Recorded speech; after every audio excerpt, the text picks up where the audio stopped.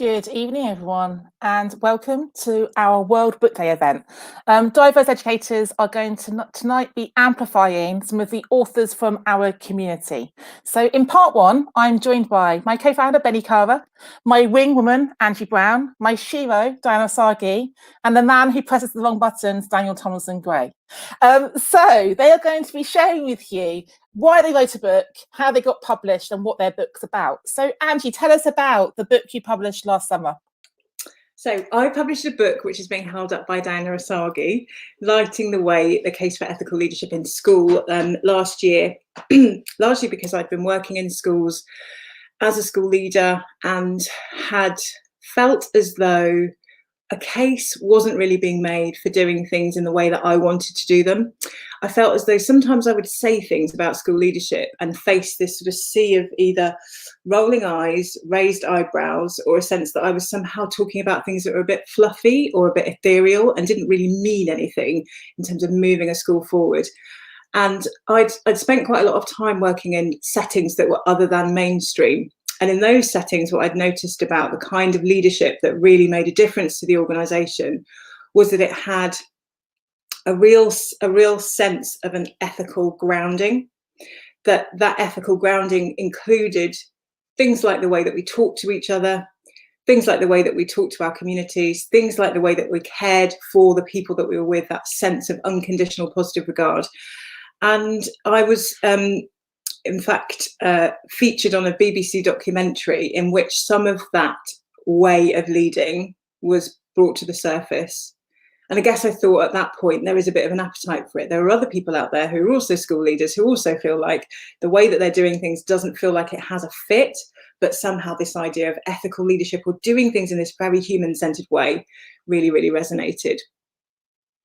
So what do you want me to talk about what the book's about now? Because it's kind of linked to that, really, is that I set out why I think we have ended up in a situation in which we are often talking about the end metrics and not necessarily talking about the metrics that matter at the beginning, how human beings feel, whether or not human beings in our organisations can flourish, whether or not we go home as school leaders and can look ourselves in the eye at the end of the day and think, although I had to do a difficult thing, although I had to do something that was really hard for another person or make decisions for a group of children that won't land in a way that's positive for everybody, I can look myself in the eye and say I did it with a sense of unconditional positive regard. I did it in a way that left everybody's dignity intact.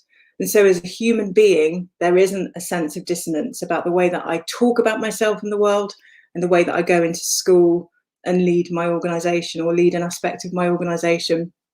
And so I set out a kind of why I think we've got here, how I think we've got here. I think austerity has played a huge part in how we have ended up in a situation in which we're not able as leaders always to make those decisions about human beings that we would like to. And I talk about some of the practical things that leaders can do now in their schools to just take a breath, focus in on the human being that I'm working with, whether that's a child, whether that's another member of staff, or whether it's the wider community.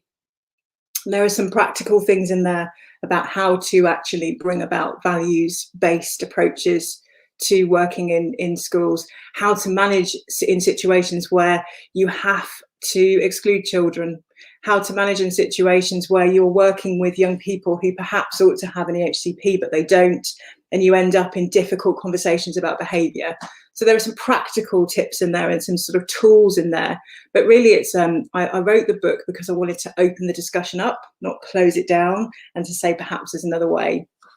And in terms of my route to getting the book published, it was something that I have been talking about for quite a long time. So I actually got in touch with Bloomsbury a few years ago and had said that I was really interested in exploring this idea of creating a school that would nourish people, because this idea of human flourishing has been something that's been a golden thread through my work over the last 20 years.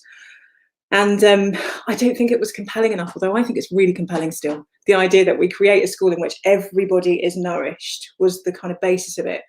And I actually didn't end up deviating very far from it. But after the BBC documentary had come out, I kind of went back and looked at those ideas because the way that I was showing up in school wasn't always enabling human flourishing, but it was enabling me to look myself in the eye and say I did the best I could. I did the best I could in that situation.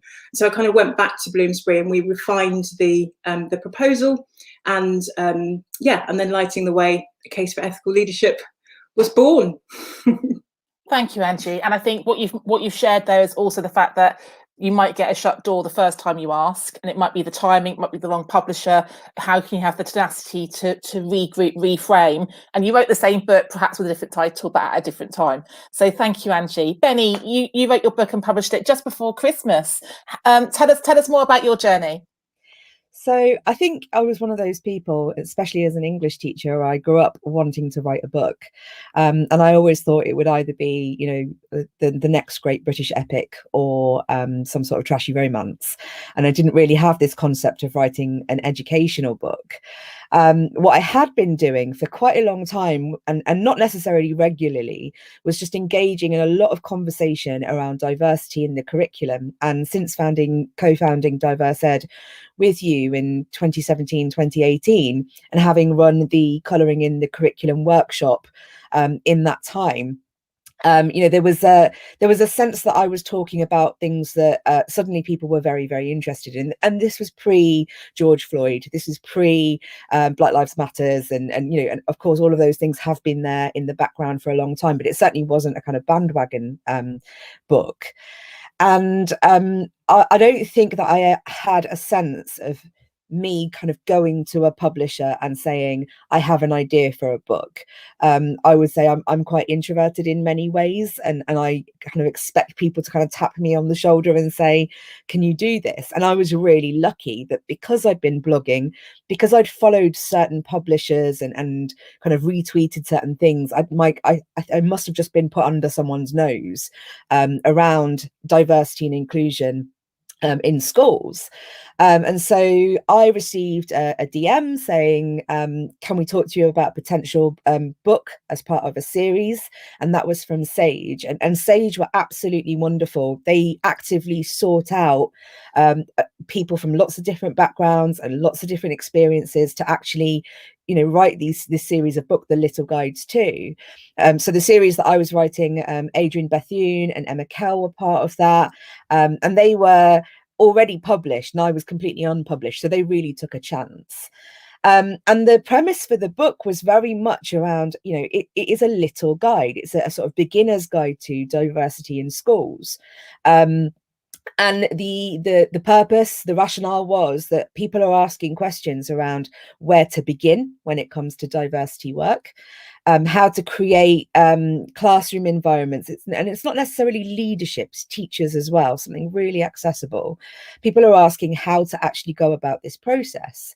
And I only had 15,000 words to play with, which at first felt kind of insurmountable, and then at the end felt like I didn't have enough words to say what I wanted to say, and sat down through the process of this and kind of refined, and the editor was really, really helpful in kind of giving me feedback around the writing, and I was absolutely kind of overwhelmed by it in the first instance. But what I learned as I was going through the process was that I actually did know what I was talking about. And I think part of it is actually we spend a lot of time second guessing ourselves, because perhaps, my face isn't necessarily the face you'd imagine of an education writer, for the books that are out there. So there was an element of actually, do I belong in this space? And as I wrote, I developed confidence as I was going. And once it was done, it was kind of like giving birth. I did it. And then I thought it was wonderful and I wanted to do it again. And I was like, what's my next opportunity? And my editor, Delena, was really, really she was just really supportive. And she said, look, we'll have a conversation once this one is out. Let this one grow a little bit and we'll go back and have a look. And she, gave me loads of advice about kind of marketing. But fortunately, the little guide, which is tiny, you can see that it's actually not very big at all, just really landed quite well. And teachers were saying, This is really helpful. It is practical. There's space to think and reflect around some of the ideas, and that's what we need. And I was really, really pleased with that. And it's got quite a few good reviews. So it's not just me that thinks it's good. Other people think it's good as well, which was a relief. And then I had a second conversation then with my editor, and I said, look, Delena, we didn't have time in this to write about the curriculum in detail. And she said, well, put a proposal in. And so I put a proposal in for the diversity in the curriculum book. So that's where book 2 is going. And that's a full 50,000 word book. I was lucky in that they came to me, but the advice I would very much give is, if you have an idea, connect with them on Twitter, start sending those DMs, be really confident around the fact that you do know what you're talking about, because there are spaces that are not being filled by education writers. And I do think there's a lot for diverse educators to say in this field. So I'm going to stop there because I've already spoken too long, and hopefully I'll get a chance to speak to more people about this later. Thank you, Benny. And I'm just going to catch that you said there, I was lucky. I don't think you were lucky. You've done the hard work. You've done the graft. You've positioned yourself, and someone saw that opportunity there. And I can remember you sending me the draft, thinking, oh my God, is anyone who's going to buy this or read this? So I'm glad it's landed so well. And I love you all talking about my editor, my publisher. It's fantastic to hear that. So Daniel, co-founder of LGBT Ed, give us a wave of your book and tell us about the book that you've given birth to recently. I have birthed. Good morning, good morning, good evening. Thank you, everyone. Thank you, Hannah, as well, for the invitation and all the support you've shown me and LGBT Ed over the past few years. I'm really honoured to be here as the editor of Big Gay Adventures in Education. It is real, and I got away with the title. It is real, and it is fantastic, and I love it. So yeah, thank you for being here. I do want to begin, though, in all seriousness, with an apology. I have become acutely aware since the completion of this book that there is mostly a sea of white faces amongst the contributors. I wasn't conscious of this until very recently, as all the submissions were made online, but I do feel actually that I probably should have been more proactive in recruiting more non-white writers for the project. So I'm sorry I have done this, and if there is a next time, then I'll make sure that I do. I want to talk to you mostly about context. This book is an important book, this one.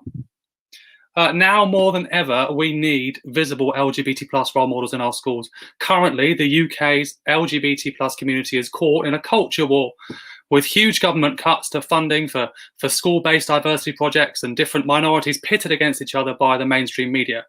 But as the book shows, there is still hope in our schools, as all of our books show. The Minister for Women and So-Called Equalities, Liz Truss, has suggested that we should focus less on fashionable race, sexuality and gender issues and instead focus on poverty. Part of a worrying trend really reflected in the press, where genuine issues and fears of minority groups are dismissed as part of a culture war. Perhaps it's through some misguided fear that more equality for us means less for them, like pie. Our ruling party is scrambling, I guess, to protect a white, straight status quo, and the fact that genuine movements like Black Lives Matter and issues around trans rights are dismissed as fashionable show just how out of touch our government currently is. I remember in July 2018, former Prime Minister Theresa May's Conservative government launched its LGBT Action Plan, where it was claimed they were committed to making the UK a country that works for everyone and stripping away barriers. I was there at the launch of the Action Plan in the garden of 10 Downing Street, and for a moment, during Theresa May's speech, whilst Kylie was blaring out in the background, they got that bit right, I saw glimpses of a policy that showed that LGBT plus people matter. But if you fast forward to merely 2 years later, that commitment has all but disappeared. We're currently still campaigning for a ban on gay conversion therapy, for example, one of the things they promised. And language directed at trans people in the press has frightening echoes of that was used against gay people during the AIDS crisis. Known anti-trans groups like the LGB Alliance are uncritically offered a platform by the BBC, and we have a Prime Minister who once referred to gay men as tank top bum boys, but obviously we're not allowed to talk about that. Funding for LGBT plus bullying projects has been axed, such as the Equality and Diversity funding. So whilst battling COVID-19, schools are now also battling culture wars in the classroom. To counter this worrying trend, it's time for more LGBT plus teachers to be visible in schools and show there is hope for our young people. Growing up during the time of Section 28, I was told by my school they couldn't help me when I was bullied for being gay. They weren't allowed to promote homosexuality in any way, which is ridiculous when you think about it. This is like suggesting that we can be turned gay simply by being exposed to gay people, like being persuaded to like avocado for the first time. Obviously, this is nonsense. My parents were straight, my friends were straight, my teachers were straight, and there were straight people all over my TV. But in the immortal words of Freddie Mercury, I'm still gay as a daffodil, my dear. Later, when I was myself trained to be a teacher, I was told never to come out to my students under any circumstances because it would give them more ammunition. And this is really sad advice. It does our young people a deep disservice, and I think they deserve better. And in fact, whenever I've worked in schools, the young people have been the most open-minded, accepting and welcoming of all. In this book, the contributors are all out teachers or students of out teachers, writing about how much it benefits young people when they know that people around them are LGBT plus and are okay with it. As the saying goes, you can't be what you can't see. And how can you be expected as a young LGBT person to be successful if you don't see yourself represented? You know, we run several successful courses where 75% of our participants have achieved promotion, and that funding has all been cut by our government. Now is not the time to be focusing on just the coronavirus. Now is not the time to be ditching diversity funding. I chose to email Routledge before all this happened, but actually this book is now more relevant than ever. And they saw the chapters I sent, the sample chapters I sent, and saw the value in it. And a smaller publisher was also very interested, but I had to weigh up how I was going to reach the widest audience possible. I just want to end, I guess, by saying that the statistics about trans people killing themselves, 45% of young trans people, is frightening. And we have a duty, therefore, to our young people to be those role models that we needed when we were younger. This isn't just a book, it's a manifesto, and we deserve to have our voices heard. Thank you very much for listening. Thank you, Daniel. Compelling, and thank you for sharing the context and the statistics there. And what I'm hearing is that we're all producing a counter narrative. When I invited you to speak tonight, it was about how can we disrupt the dominant narratives, but also how can we produce those counter narratives. So our final speaker, and then we'll go to Q&A. So Diana, tell us about your book and the route you took to being published. Ta-da! My book is Courageous Leadership, an hour to quash the tummy flies in your butter. And for you to understand what that sentence means, you have to meet a young girl. She was in year 11, I think, and she was shaking to go into the year 11 exams. And I came up, I'm the head teacher, so I rock up, do my thing. And I held her hand and I said, "What's the matter?" She said, "I've got tummy flies in my butter." Now, she got her English the wrong way round, but then she had arrived from Somalia the year before. She's walking into an English GCSE. She passed very well, by the way, but she got her English just a little bit round the wrong way. But that wasn't the time to correct her English. That was the time to put my arm around her and say, "So have I, let's go into this exam and get it done." So we took our tummy flies into the exam hall and we quashed them in the butter. So why I wrote this book, this is not an academic piece of work. Okay, so you cannot quote this in your master's degree or anything like that. This is a story of leadership where I am convinced if you're going to lead our schools, you have to be courageous. You cannot attempt leadership in English schools without having a pillar of courage running through you. You will get eaten by the society, by the context, by your school, by year 11, whoever it is. You've got to be a courageous person to come in and say, "I will lead, follow me." Just saying that one sentence, you're saying that to a community of 1,000 people, parents, staff, pupils. Follow me as I go forward. I will go in front of you. I will advocate for you.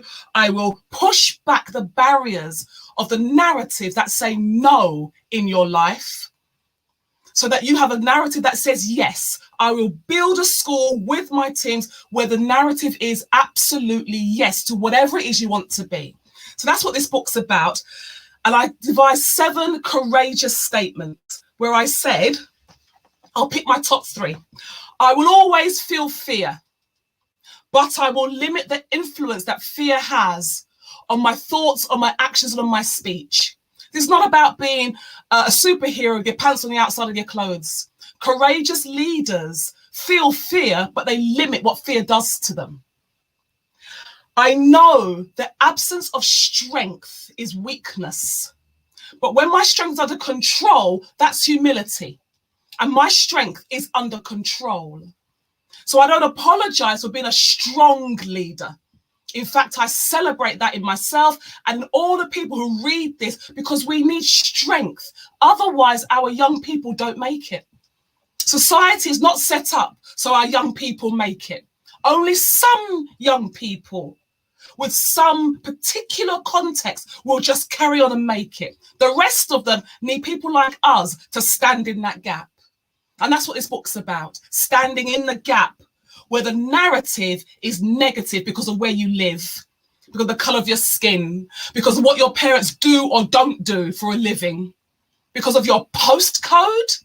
The narrative already written about you is a no. This book challenges, how do I as a head teacher change that narrative? So that's why I wrote the book. And the last one is this: I'm a human first and a leader second. I remember the importance of family, love, grace, and compassion. Now, I tried to do leadership a different way. The typical way, whatever that means, for goodness sake, where I try to be God, omnipotent, completely powerful, omnipresent, everywhere all at once, and omniscient. I know everything. I lasted about half a term before my staff put me straight. So don't do it the God way in that respect. God's got his job, you've got your own job. This book gives you a way forward that it's doable. Headship is doable. How do I publish this? I self-publish. That's what my personality is like. I don't want no one touching my book. I don't want no editor touching my book. And once I've written it, I've written it. I'm not rewriting nothing. So that's why I self-publish. Amazon, you do the buttons and it goes in and it pops out as a book. Yeah? So anyone on the planet can publish their book. Write it, squish it about, put a front cover on it, and then there it is. Done. Thank you, Diana. And that makes her sound much more technical than she is. I know Diana quite well. Someone else probably pressed the buttons for her. So, Diana, thank you very much. Thank you all 4 of you for sharing your journeys. A couple of questions are coming in. So one of the questions is from someone, I think she's a HLTA, and she's someone who some of us know through DEI work. It sounds like these texts are all angled towards those in positions of leadership. How useful are they to me as the rank and file? So go on, Benny, like, why should people who aren't leaders read these books? Well, I mean, first of all, mine isn't. It was deliberately pitched at the classroom teacher. And while, leaders can read it, it really is for what happens every day in the classroom. So not all of our books are. And I would say probably, certainly Daniel's book, the Big Gay Adventures book, isn't either. It doesn't matter whether you are a kind of established hierarchical, leader. There's so much learning that comes from these books. And I think sometimes we reserve that learning for when we get into the positions, and actually we should be doing it way, way before. So pick up the books, do the work, do the reading beforehand. There's nothing to stop you. There's no rating on it that says you have to be a senior leader to read this book. So don't be afraid to go out and find them. A comment, not a question. What a panel. If only you were all our political cabinet.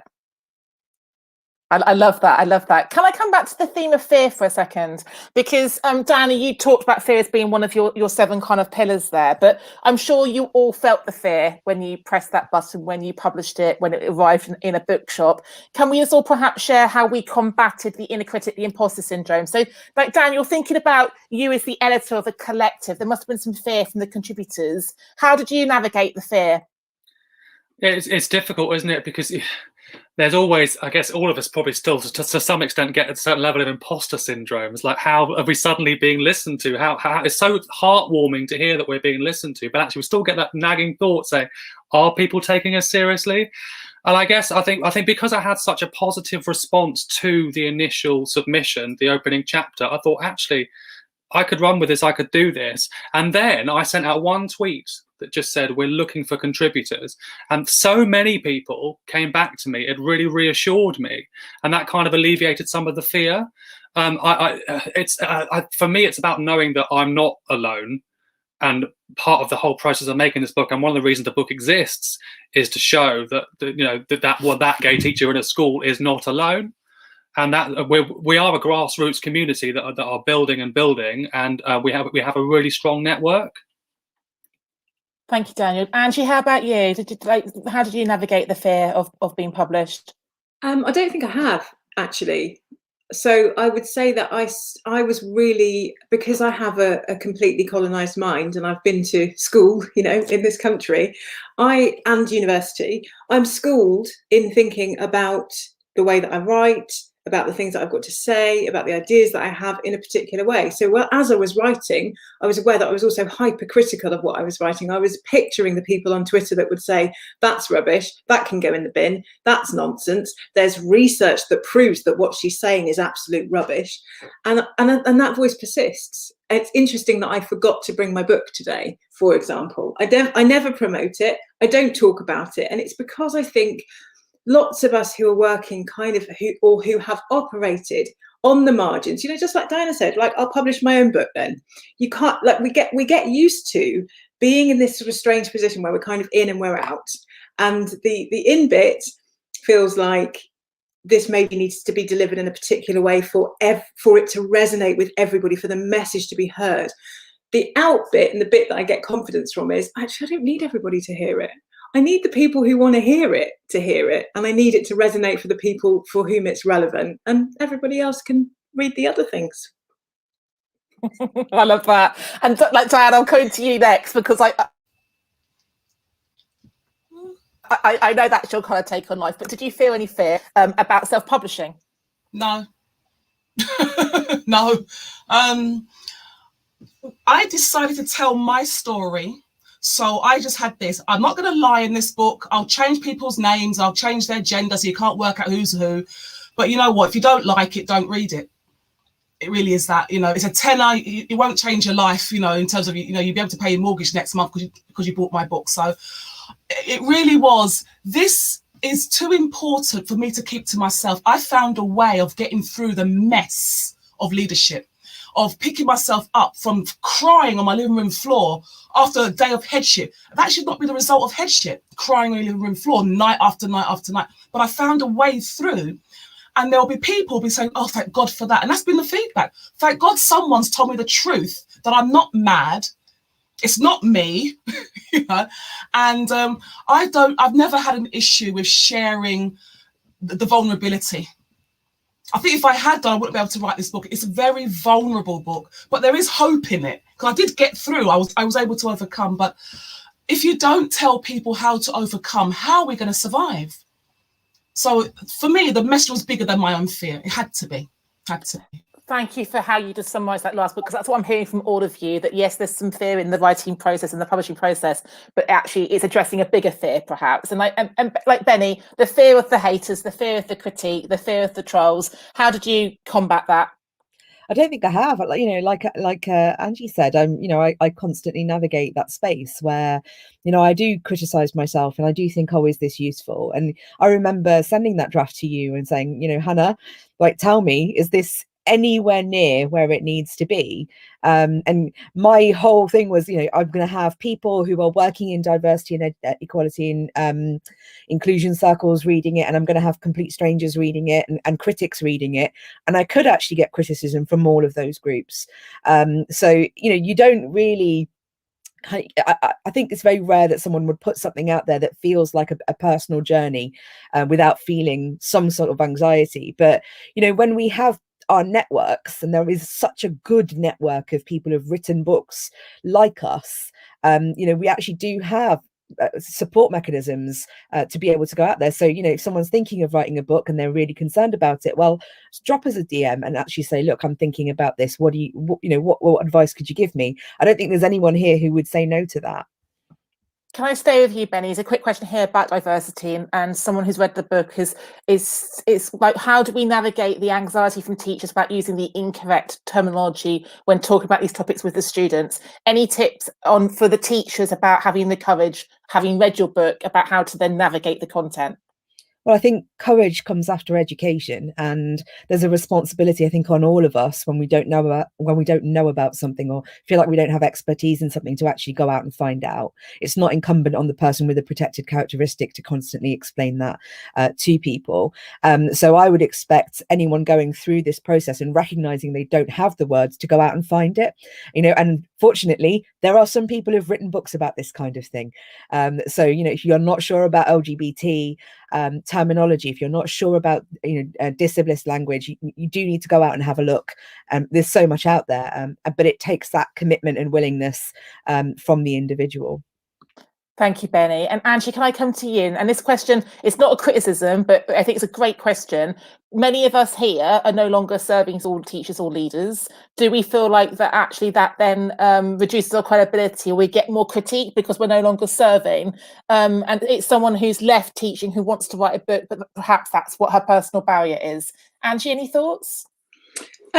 So I harvested, I guess, most of the ideas from my book when I was still teaching. But that said, I think this whole thing about rules, about well, you've got to be doing it to be able to comment on it. I mean, frankly, one can do what one wants in a free world. So if you're no longer a teacher and you have something really compelling and interesting to say about the education world, all I was trying to do with this book was to say, this is also possible. It's also possible to be a teacher who writes a book. It's also possible to be somebody who is multi-passionate. It's also possible that I might influence one person who's working in a school who is currently thinking, I'm really struggling with this, and this is a really helpful insight into leadership. I think this narrative about well, are they even in the classroom, is so pernicious, and actually it's just about undermining people who have something other to say than the dominant narrative. And so I think we can take that garment off and leave it elsewhere. Thank you, Angie. And we're talking here about disrupting narratives, but Diana, thinking about disrupting spaces, how do we get these books onto leadership courses, onto teacher training pathways? How do we diversify the academic reading that people are reading as part of their training? Oh, gosh, I don't have an answer. I mean, apart from you constantly kick in that door. There is no panacea. There's no utopia for that. If you email that person, it's all going to change. It's just like anything.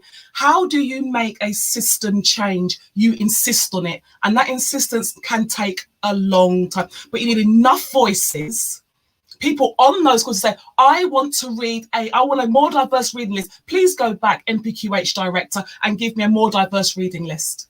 And it comes from people on the ground wanting different for themselves, as well as us providing the difference.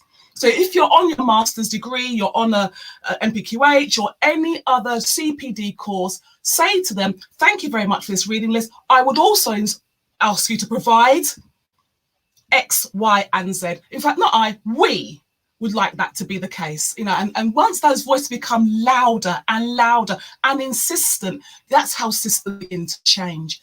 It's not an overnight thing, but it is a worthwhile thing.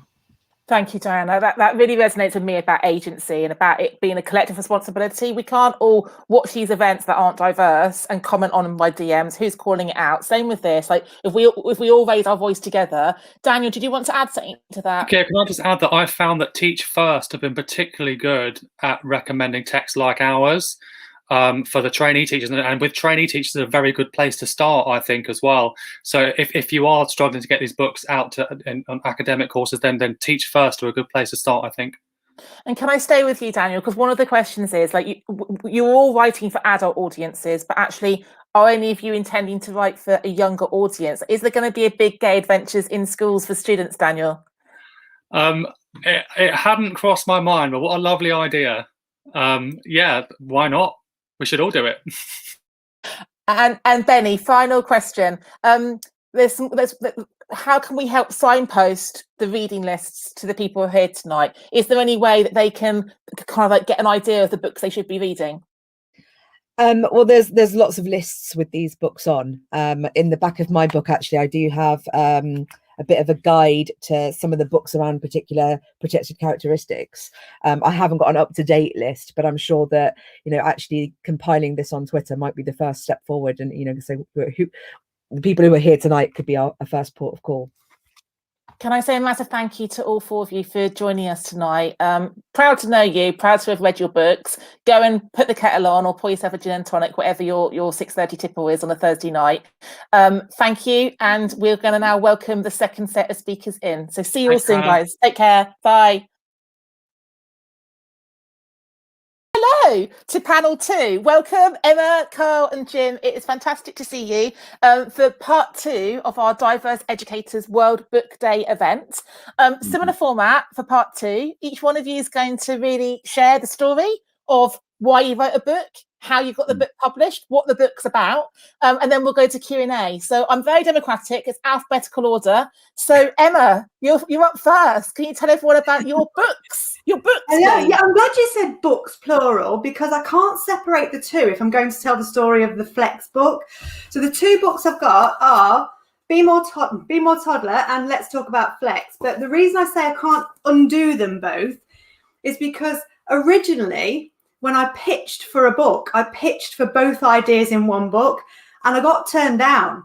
And I got told by the publishers that the idea was too cluttered and that there was an idea in there, but there was too much going on. So I went to a different publisher and I went, I've got an idea for 2 books. What do you think? And they kind of went, oh, that's very interesting. But the story of the book came about because my background was in primary education and in co-headship, and I was one half of one of the UK's first all-female co-headships back in 2009. And during the co-headship, my co-headship partner and I had 5 babies in 5 years of the 8 years of the co-headship. And nowhere could I find something in leadership books that talked about any other way of doing leadership differently, either working part-time or thinking differently about leadership.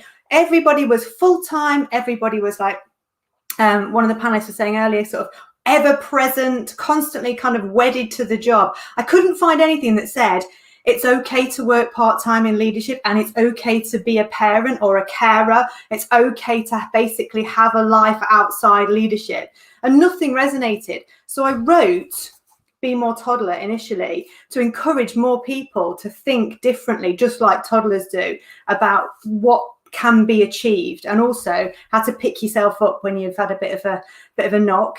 And then on the back of that came Let's Talk About Flex, which was about promoting flexible working at every single level within an organization. So when you look at people who work flexibly, it generally tends to be in positions that don't necessarily have a lot of responsibility attached to them. So I, as a co-head and having worked flexibly in education pre-children and post-children for 14 years, I was like, it's so much more than part-time work. And so I really wanted to get the flex narrative out there. Then we had the pandemic, which kind of shone a light on the fact that there's nothing in education that we can't blow the blooming doors off and do completely differently. So that was quite well timed. And the impetus behind the book wasn't necessarily that I wanted to write a book. I'm not a writer. I'm not an English teacher. My background's in science. And I wrote the book because I got really cross, because I went to an event and I shared my Be More Toddler kind of approach to things. And this chap came up at the end of the event, and it's very important that he was a childless man, and he'd watched me present, and I'd got pictures of my children and pictures of my baby bump and pictures of me and my family. And he came up at the end, he went, that's a really good idea about leadership. I think I'm going to write about that. And I said, and I lied, and I said, you can't, because I've already got a book deal. I've got absolutely no idea how to write a book. I just thought, you're not going to steal my children, basically. So I then had to find out how to write a book from anybody else who'd written a book, like knocking on doors. And as I say, got knocked back the first time, but had this kind of voice on my shoulder of this very famous educationalist who potentially was also going to write about this. So I basically had to beat him to it and write the book.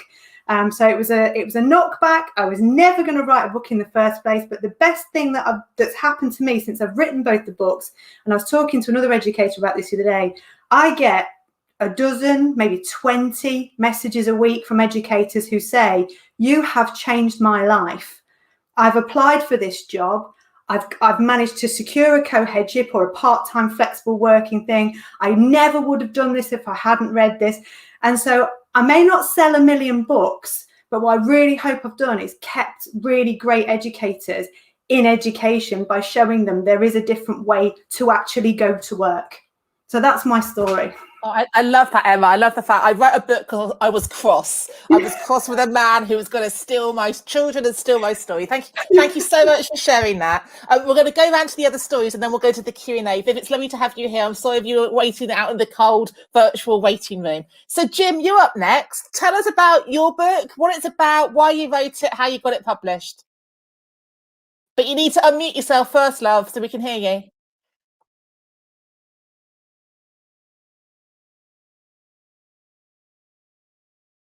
Oh, can you hear me? Hey, I was so excited, man. I'm a little bit like Emma. You know, I had so much stuff in my big head, man, that, you know, home for me is New York, and I came to this lovely country as a teacher, American football coach, where the bling comes from. And I guess when I got into teaching here, I wanted to like tell folks my story a little bit. I met a lot of young people who were like looking for hope, and I'm a hope guy. Yeah, and I supply hope, and I wanted the book to be something that supplied hope. A kiddie could read it, look at it, they could write in it if they wanted to, which English folks didn't take too much to. But I left a lot of blank space in it because I wanted them to follow up on maybe an idea or thought I gave them, and be able to take a crayon if they wanted to and write it in the book. There would be kids who had read the book. I'd take it into schools, and there's, you know, and we pass it around to a lot of schools. I also love the picture, you know. I wallpaper the room in my house with that. But I guess with my background being American football, growing up in New York, the only thing I had to change my life was education. What I really wanted to come through in the book was, no matter what your state is, education will change your life. And I wanted to give them a, like it did for me type thing. I believe in the key with young people is aspirations. So, you know, the more I aspire, the more I can show you, the more you may aspire to be. So I've run 29 trips to New York. I've taken over 1,000 kids from England, Portsmouth mostly. I run a summer trip and a February trip. I run work programs in the summer. I do whatever it takes to supply that hope, and I wanted that like to be like my first book. I'm actually working on one now. But I guess I ran into some fantastic people. A guy named Ian Gilbert. He was a believer in what I was doing, which was cool. He said, Jim, it's a little bit different, man. You know, come on, let's do something. And he kind of, you know, worked with me and got it together. And the book was published by ITL Press. And it's been out for, I think, 9 years, which is still pretty cool.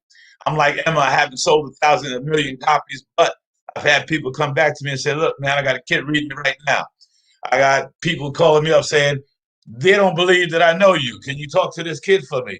And then I'll talk to the kid, which I just think is so cool. You know what I mean? And, you know, a lot of pictures in the book of me. I live here in England. Home for me is New York. Sometimes I get to go through it myself. But what a journey. And I had never written a book before. I'm a PE guy. I'm an American football player.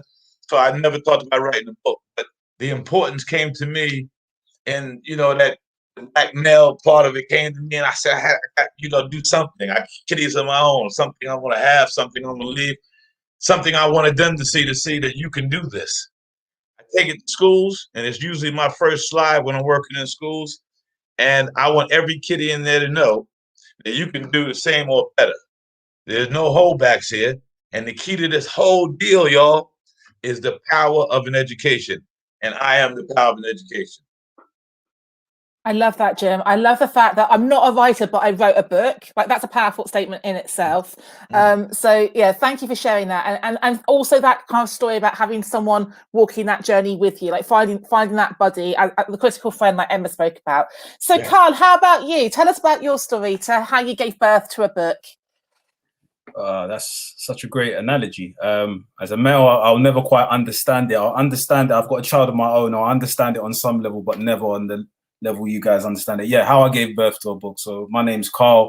I am a former, just really quickly, I'm a former NEETs coordinator. So I started on the other side of mainstream, not in mainstream education. I started in like PRUs, pupil referral units. And I worked with some of the most challenging young people in London. I mean, like drug dealers, gang members, people that were either perpetrators or victims of antisocial behavior and had bleak life chances. So that's how I started. I started off more from a youth work angle, but because of our wonderful government and austerity, a lot of that stuff kind of got closed down. So I ended up meandering into mainstream education. Now, the thing that happened to me when I was working in alternative provision was I had a lot of training. So I worked with CAMs, I worked with people that either represent the police and, you know, neighborhood watch. So I had a lot of training to deal with these young people. So what kept on happening was a lot of people coming up to me and saying, you know what, how do you do this? How do you engage that one? Wow, how did you talk to this one? How did you?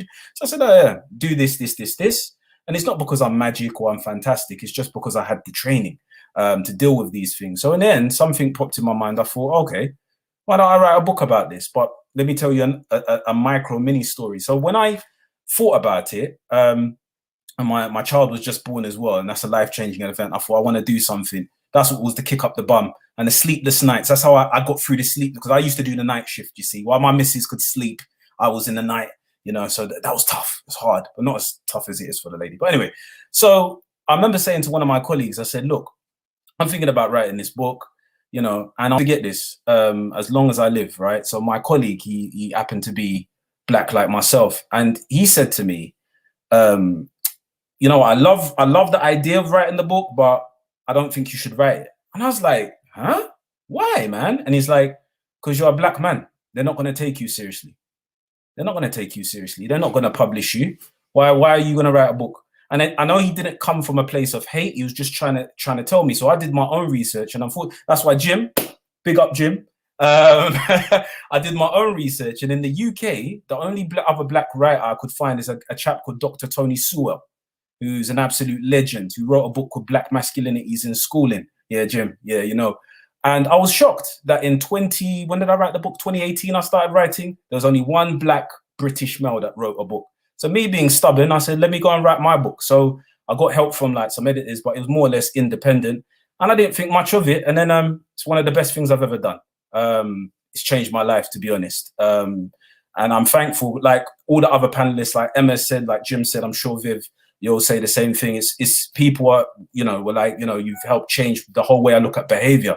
And I wrote it, and like yourselves, I was thinking I can write very academically about pedagogy and all the assessment and formative. But I thought, no, let me write it very plain and simple. Oh, I forgot to hold it up. Here's the book. Actually, you're a teacher. There you go. There you go. There you go. And I said, I want to write it as if I'm a friend, like we're in the staff room and we're just having a chat, so that it's nice and simple. And I was scared initially. I was thinking, oh, it's not very academic, but it's, you know, people have really taken to it, and that's my story, really. I love that, Carl. And the bit I meant to say to Jim, but actually you've just captured it there for me, is that we think about writing as being this academic process. We're telling stories, and we're all natural storytellers, and we verbalize them all the time. It's just about putting them down on paper. But I love that tip about seeing it like a conversation with a friend. And I'm glad that you didn't listen to your friend and you did publish the book, Carl. So thank you. So Viv, tell us about Staying Ahead. But you need to unmute so we can hear you.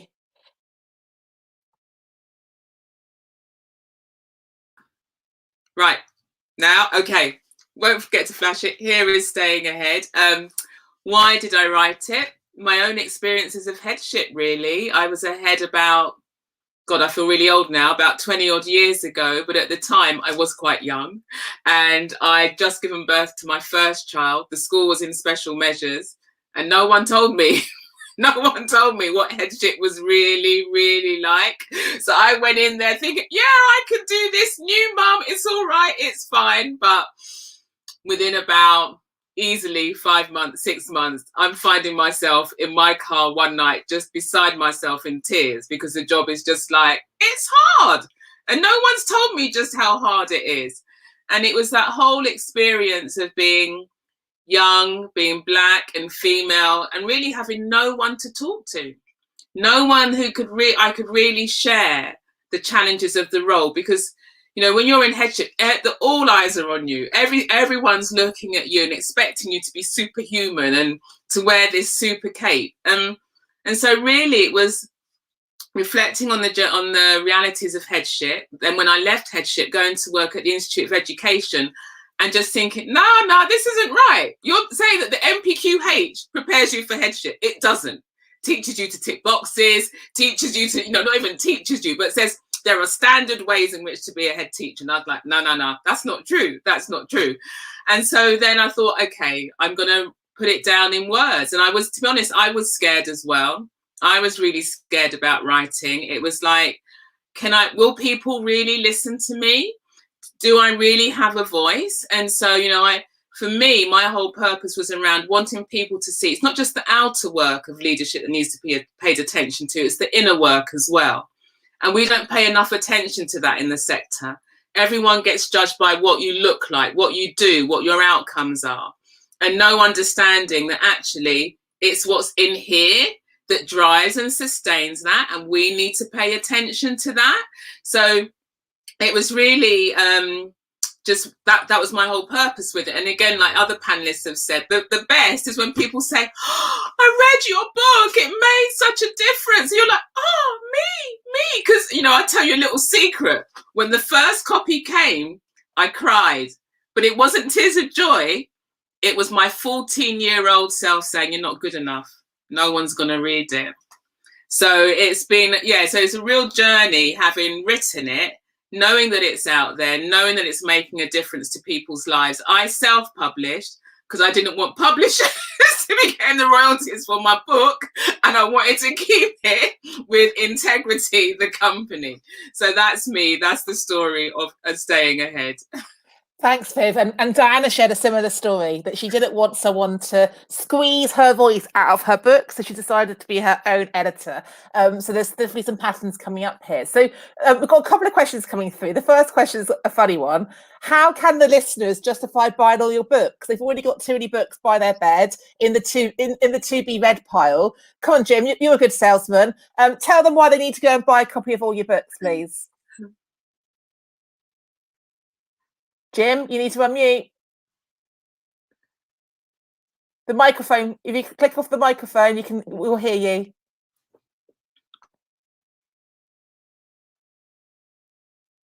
How weird. Okay, how about you, Carl? Oh, there you go. Go on, Jim. Go on, Jim. I'm in. Hey, first of all, again, that whole knowledge thing, but I understand the person talking, but nowadays, man, them books are online secondhand or whatever, you know what I mean? Hey, it's the book that makes the impact, and I understand what the person's saying, but they're kind of like, cheap out there right now, especially during the pandemic time. I know there's a couple of mine out there that people have, exchanged and that. And one of my friends called me and said, Jim, I can get your book for £3, man. I said, yo, buy it and I'll buy it from you. Go ahead, get it. And buy me 10, man. Thank you, Jim. And Emma, I'm thinking about you with your professional learning leadership hat on. Do you mean, surely there's some ways here we can be strategic about book buying for trusts and teaching schools? How do you go about reading for your wider team? You can obviously bulk buy if you're in a trust. You can contact the publishers directly and you can get a reduction for a bulk buy. And then you can do things like, if you answer questions on Teacher Tap, you can get money off books. You can put answering questions towards that.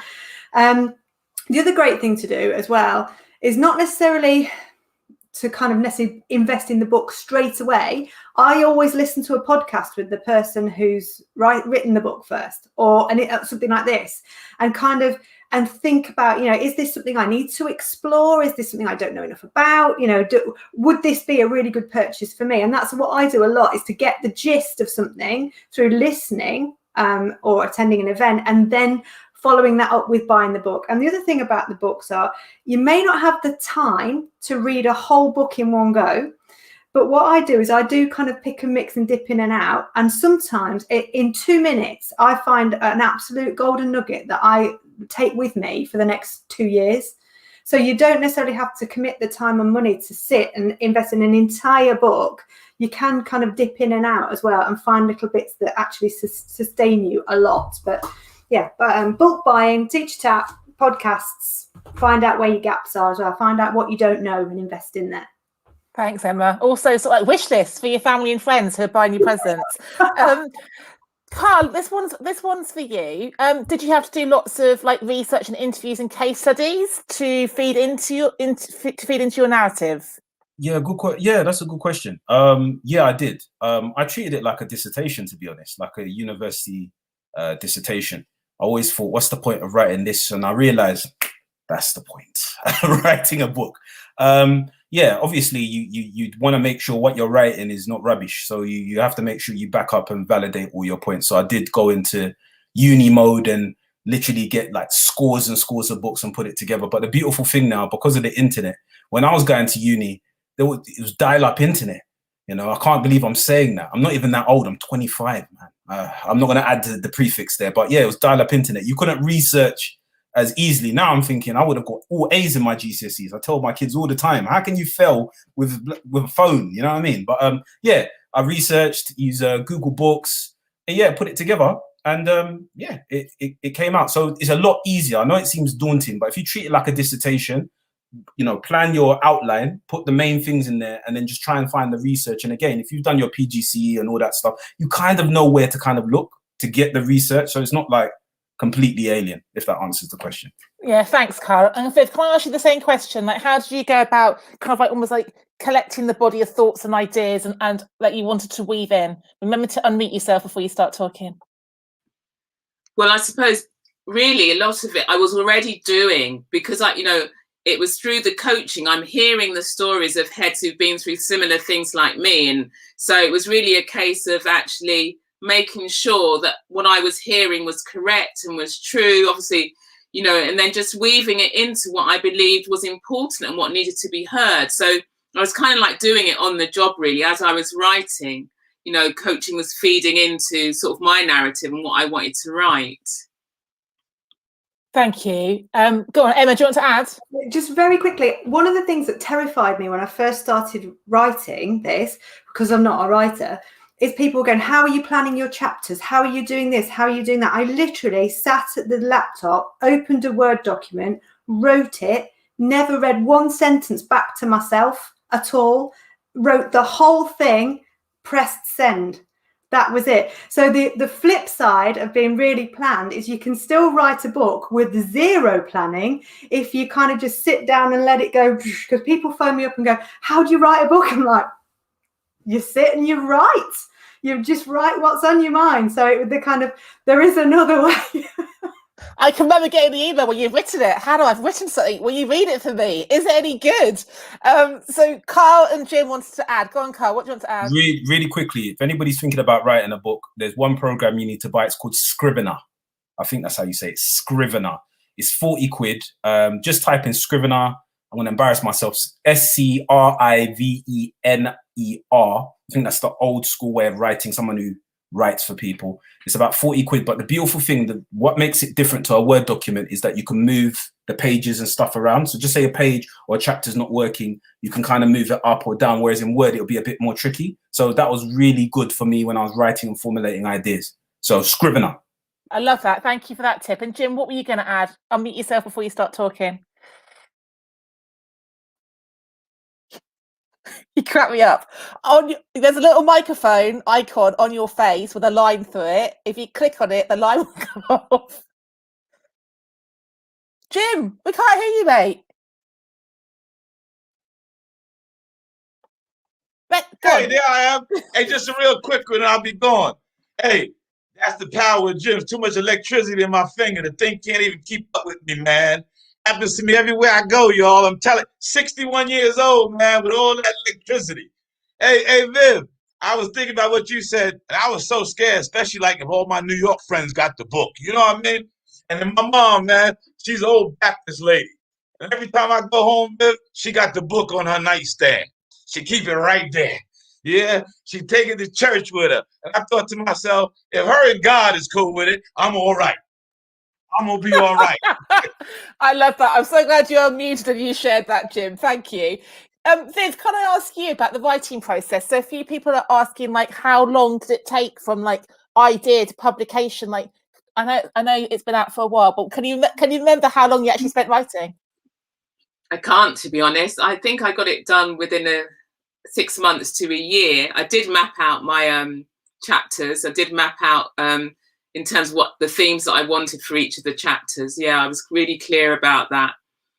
Yeah, that's about it really. Mapped out my ideas, what I wanted to be in each chapter and how I wanted them to flow from one to the next.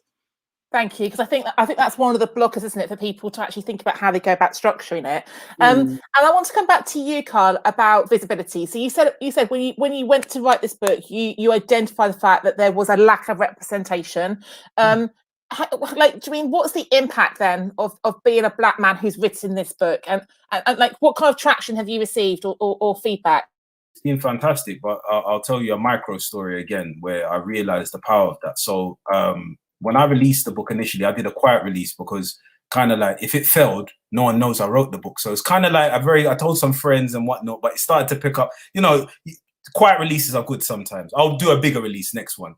But it basically word got around because it's called Action Hero Teacher, and I don't know how the kids found out, but word got around. So I went to my school, and one of the kids, like one of the really cheeky kids, who this particular girl was a mixed race girl, and I thought, oh, they're gonna rip me into shreds when they find out I've got the book. So they're like, sir, you wrote a book, didn't you? And I thought, oh, yeah, I did. I wrote a book. And he goes, you know what, sir? That's good, sir, you know, that's really good, sir. Like, I didn't think someone, you know, it's good to see somebody like you write a book. I really feel proud of you, sir. I almost cried. I literally almost cried. And that's when I realized the power, because obviously from the background I came from, you know, people don't, you know, especially, you know, seeing people like myself doing it, people don't see that. So when that child, I'll always carry that with me, because that's why it's important to see these things, so that there's visibility, so that young person can say, I can do it too. And that's why it's important. And I see, as I said, I see my ethnicity as a superpower, because when I go into meetings and I talk, they have to listen. I used to be scared when I used to go into these things because I'll be the only Black person in the room. But now I'm like, you have to listen to what I'm saying. So I flipped it mentally in my own head to kind of get me over that thing, if that makes sense. Absolutely, Carl. Thank you. And Viv, can I come to you about visibility and representation? Because we know there's a lack of diversity when it comes to headship, but you were ahead a while ago when there must have been even less. And thinking about just the head teacher narrative, but then the diverse head teacher narrative. What are your thoughts about that, Viv? It's a big question, Hannah. Can you narrow it down a bit? Well, when you were becoming a head, when you were a head, like what were the thought leaders, heads who had written books back then? What do you imagine, Hannah? What do you imagine? I'm imagining they might have all had a shared chromosome. Yes.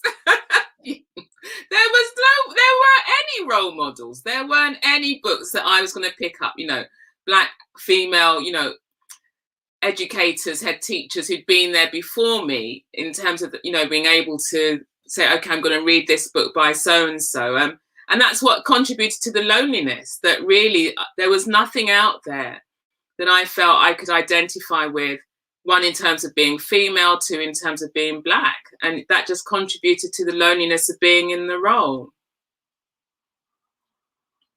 Thank you, Viv, for being so honest. And coming back to you, Emma, I mean, that's what you wrote a book because you were cross, but also you wrote a book because you saw there was a gap. Yeah, I know, I believe passionately, because I've lived it, that you can share leadership and do it differently and do it really well. And I think there's so many people who aren't invited to the leadership party because they are not able, for whatever reason, to work full time, or they don't fit a particular mold. And I think until we create different roles and different working patterns, we're only going to get the same sorts of people who are able to work full time for whatever reason in those roles. And you've got to flex the way we do things if we really truly want to diversify the people who lead our schools. We can't just have those who are fit and well enough, financially stable enough, whatever, haven't got any caring commitments, don't want to study. You can't just invite those one kind of set of people to lead our schools and lead our communities. We've got to provide different working patterns to enable the broadest range of people with the widest range of skills, the biggest range of lived experiences to lead our children. And until we provide that flex and that different way of working, you're going to preclude so many people from joining in the conversations. And that's why I'm so passionate about flexible working at every level, because the more you flex, the more you open the door for people to come in. And we just need to bang the blooming door down, to be perfectly honest. Well, yeah, thank you, Emma, and thank you for your articulation there of like the precluding people, excluding people from the conversations. Because Doreen, thank you all of you for putting pen to paper and putting yourselves out there, because I know it feels vulnerable sort of sharing your story, but ultimately you are disrupting those dominant narratives and you are presenting there's a different way of being a teacher, a different way of being a leader. And I'm sure being the first for many of you, other people will then follow in your lead. So thank you for like being those courageous kind of like pioneers. So thank you so much for all joining us tonight. You four can go and put the kettle on or go and sort your tea out, and we've got part 3 about to come on. But thank you so much for your time tonight, guys. Lovely to see you all. And then we're on part 3. So evening, Fen and Andrew, lovely to see you. Thank you for joining us for the Diverse Educators World Book Day event. We've had 2 groups of panelists already. So we're going to come to you first, Andrew. I know you've written a couple of books. Tell us about the books you've written. Tell us about how, like, what they're about, but also how you went about getting published. Okay, thanks, Hannah. I've listened to this program. It's been really interesting to listen to everyone speaking, actually. And I was thinking, as I was listening, about my own journey, because, of course, I've written No Outsiders, but before that, it's almost like there's been lots of edits of No Outsiders. It actually started, while I was listening, I thought, right, I'm going to show everyone how it came to be. This one, and most obviously a skill for the primary school, was the first No Outsiders edit. This is still on Amazon, but I'm so embarrassed about this one. Please, no one buy this. It's still there, and every so often someone buys it, I'm like, oh God, please no. I'm mortified that it's still available. But this was like the first version, because it was 2006 as a primary school teacher in Coventry, and I wrote lesson plans about emotional literacy, basically using picture books. I always loved picture books, and my school put it into a pack, like 200 lesson plans, and we sold it in Coventry. It's £30 as a pack. We sold it, a big file, to schools all around Coventry. And then SpeechSmart sort of heard of it and said, oh, would you write would you publish it? And so, yeah, oh, absolutely, fantastic. And that was the first one. But quite quickly after I published, I began to get a bit embarrassed about some of the, I thought it was a bit shoddy, really. I didn't really, it wasn't good enough. So I rewrote it as this one, which unfortunately is no longer available on Amazon, but I really like this version. But it's still really, really big. And then basically I thought I need to narrow it down and just start doing LGBT stuff. So challenging homophobia in primary schools. I was part of the No Outsiders project, original project in 2006, 2008. And that was the first time that I wrote lesson plans just about LGBT stuff. And this wasn't published. It was, I suppose, self-published in a way. I think Coventry City Council printed it. We sent it to our schools, and then I used to sort of various edits. There's sort of years and years of different versions in different books, and then this one, this is from Birmingham in like 2010, and then I wrote a pupil voice resource, and then I put on about racism, and then the final one is this is Chips, Educate and Celebrate, published it. And then I sort of thought, well, actually, I need to do this properly. And basically, it all went wrong in 2014. I made the press. I came out in a school, and it all fell apart. And that's when I realised I'm going to stop doing lessons about LGBT, stop doing single issue work, stop doing one resource about racism, one resource about LGBT, one was about pupil voice. I've got to shove it all together, And that's when No Outsiders was. I wrote No Outsiders. It's not just about LGBT. It's not just about disability, about race, about It's about everyone, all children understanding. And the beauty of the phrase No Outsiders is that a 4-year-old understands when they come into school, they understand what it means to be left out. and they don't want to be left out. So if you're telling children no one's left out in our school, it just works beautifully. I will just mention this book is also on Amazon. This has got the worst title ever in the history of book writing. And I mean, I love this book. It's got some great stuff in it, but I'm mortified again about the title. And I wish I could change it, but you know, it's out there now. I was trying to be clever. Here's a lesson when you write books. Don't try to be clever with the title, because you ruin what's inside. I thought that I was gonna sort of attract like Guardian readers and like just be like really clever about it. And I should have just called it No Outside Lessons for Parents, because that's what it is, parent workshops. But there you go. And then here's the latest edit, which is the best one so far. You know, new books. Many of them recommended by Letterboxd Library. Actually, Fen, who is with us today.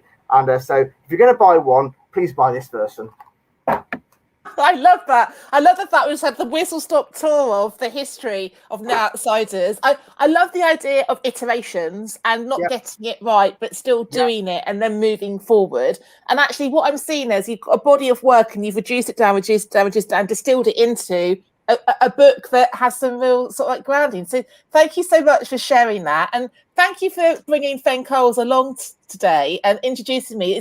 It's great to have a diverse children's bookseller here, Fen. So tell us a bit more about the work you do. I've just found the unmute button, sorry. I've really enjoyed listening to all the professionals talking tonight, and I've picked up so much from it. So the first thing I'm going to announce is I'm the person who hasn't written a book. So let's get that out of the way.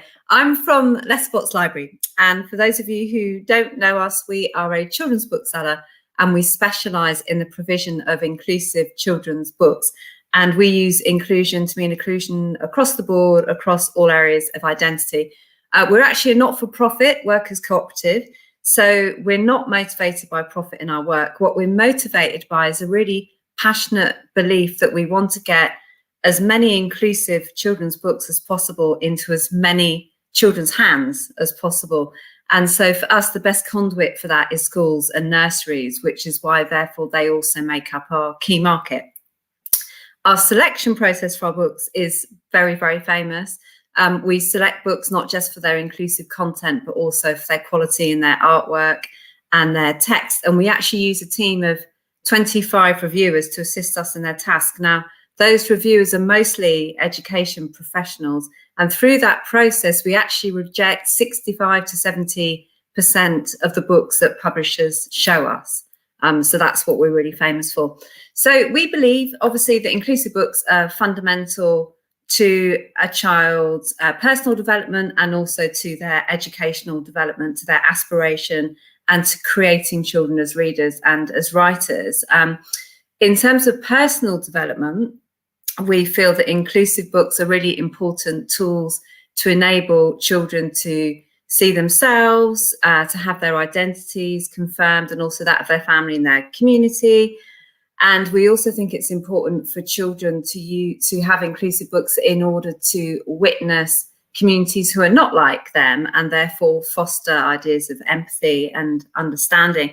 But in terms of their educational development, the reason why we think inclusive books are key is that we think they are absolutely the linchpin for creating a reading for pleasure environment in your classroom. And we explain that by getting people to imagine the reverse, to imagine what it might be like to never see yourself in the literature that you access. And I think what happens is that at best, if a child doesn't see themselves in books, what they think is that reading isn't really something that's relatable. The book world isn't really relatable to them. That's the best scenario, sorry. And the worst scenario is that they feel that the book world just isn't for them at all, that reading and writing isn't for them at all. It has nothing to do with them. And at the very worst, what they feel is that the book world is saying, you don't actually belong here. And therefore, perhaps the world of representation is also saying you don't belong here, which obviously is incredibly dangerous. In recent years, there has been some shifts in inclusive children's publishing in this country. It's not always been a happy journey, I have to say, but there have recently been more books being produced. There aren't enough. But critically, what educators say to us all the time, and parents and carers, is that they hear that those books are out there, but they just don't know how to access them. So what I was going to do is use my last minute probably to just give some really brief tips about how people might find those books. So the first is, we are going to say, come to us. You know, this is our business. We curate inclusive books, and particularly book packs for Key Stage 1, 2 and early years. And I'm not just saying this because Andy's here, but I can honestly say that the No Outsiders book pack is our best-selling book pack and has been for the last 2 years. So it's a really good starting point for using children's books in the classroom to embed equalities ideas. I'd also really suggest that people, if they don't already know about it, visit the Centre for Literacy in Primary Education and go to their website. But I particularly want to draw their attention to the Reflecting Realities project, which is a project which is now in its 4th year, and it's particularly looked at the representation of characters of colour in children's book. Another resource I draw your attention to as educators is this publication. So this was a joint publication by Book Trust and by Speaking Volumes and by Pop-Up Projects, and it's called Breaking New Ground. And it's literally a list and some excerpts relating to UK creators of colour in the children's book world. So it's a really excellent resource. Also look at the bookmarks section of the Book Trust website, because that will give you lots of ideas for disability representations in children's books. And finally, look to our homegrown, small indie children's publishers. People like Child's Play have got this enormous track record in having books that feature disabled children in really positive and creative ways, as well as Roma and Traveller and Gypsy communities, amongst other areas of inclusion. But also look at new publishers like Knights Of, who are doing remarkable work, Lantana and Tiny Owl. And I simply have to stop there, even though I could go on. Well, I can see how you two get on so well, because whenever I meet Andrew like I literally go, where so many ideas and so many books. He's like boom, boom, boom, boom, boom. And that was great signposting. You're getting lots and lots of lovely comments about. Just thank you for helping to highlight that. And one of the questions that came up on the first panel was, we've got a lack of representation for the adults in the system, and it's great these books are being published, but how can we get more narratives for the young people? So if I can stay with you, Fen, for a second, like if there's anyone listening who's got an idea for a book about diversity, equity and inclusion, how would they go about perhaps writing a book that might end up with you? Do you mean a children's book? A children's book, yes. I mean, my best advice really would be probably to go to our website, to look at some of the books there that chime with the area of representation you want to explore, or simply the sort of story you want to explore, and find out who is publishing those books already. So which are the publishers that are really investing this, that really believe those narratives need to be out there and need to be heard? And I would use that as my starting point. And do look to home, because I do think when people go to international publishers, so the American market in terms of inclusive children's books does not always translate very well in this country. It does sometimes, but often the language just slightly misses the mark. It just doesn't quite work. That's a great tip. And Andy, can I come back to you? Like, how did you go about finding a publisher? Like, did you approach them? Did they approach you? How did you choose who to go with?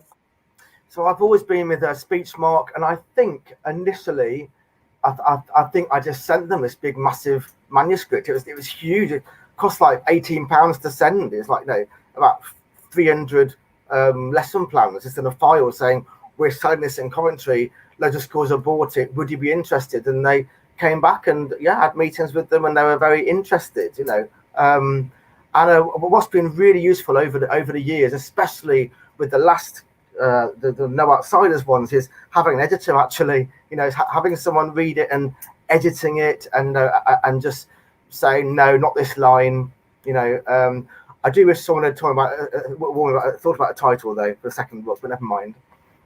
Because there's some thinking about the barriers to why we haven't got more diverse published authors. I think quite often it's I'm not a writer, I don't know how to get a publisher, and the other one that comes up is also fear. Like, did you have the imposter syndrome, the inner critic about getting the book published, and were you worried about how it's going to be received, Andy? I wasn't worried about how it's going to be received, because everyone I talked to in the schools was enthusiastic, but in the end, I felt that it didn't really matter, because it's not my job. You know what I mean? I'm a full-time teacher. I teach. I'm currently a Year 4 teacher. This is a hobby, really. So if no one buys it, doesn't matter really. You know, it's to say, you know, I want people to buy it. You know, I hope people buy it. You know, I think it's the answer actually for quality education. You know, I'm passionate about it. But in the end, there are lots of books out there. You know, what's important is that schools are doing this work, whether it's No Outsiders or, you know, Saundalenti, or, you know, lots of people could look to. Thank you. And coming back to you, Fen, as a bookseller, I mean, I think if we think about the last year and lockdown and remote learning, Amazon's perhaps dominating the market.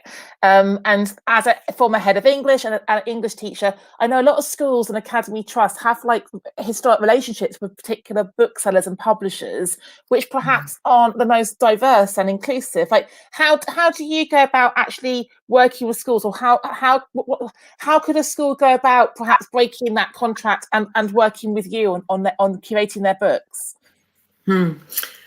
Yeah, it's an interesting one, that. I mean, for the last couple of years, I think what's interesting is that we haven't had to go after schools. They have been coming to us. And I think there's a lot of reasons for that. And a lot of it is to do with the current climate movements, like the Black Lives Matter movement in this country actually translated into lots of people coming to us. And with the publishing of a lot more creators of colour in the children's book world, people who should have been published and should have been shouted about a long time ago, but there they were. And a lot of those people have really kind of amplified our presence on social media for us. And people like Andy have, you know, been incredibly helpful. We've always understood from schools that although they might be tied into key suppliers, there is also space to approach people outside of that supply chain. And I think there is work also that teachers can do there, where they explain to management or whoever it is who controls these things, that buying into inclusive children's books is not buying into some sort of sideline or add-on. You know, the books that people buy from us in multiple quantities are really good books with a dragon, which happens to have a black child who, you know, who saves a village from the dragon. You know, they're just really good storybooks. They're not books about identity. They're books that are just foregrounding children and characters who should always have been foregrounded. They're excellent stories. Yes, and yeah, I mean, perhaps don't get me to talk about Amazon, because they're not helping the booksellers that are trying to really give you access to choice. There's a bit of an illusion of choice with Amazon, you know.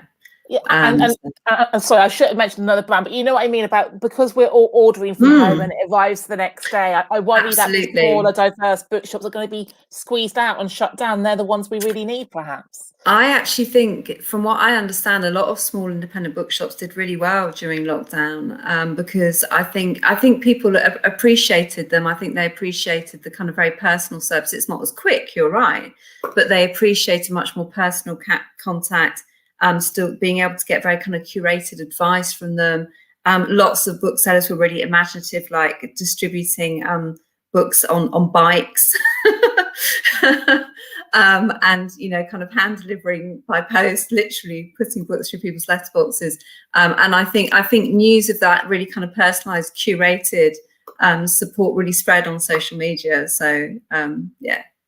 That's brilliant. And there's a few people who are going to get in contact. And Andy, coming back to you, like one of the questions earlier on was about reading lists.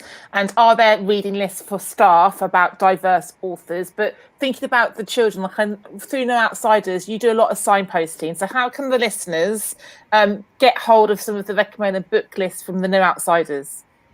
Okay, so yeah, so I spend my whole life looking for books, and you know, and I can't wait to get back to, you know, bookshops, you know, after COVID, you know.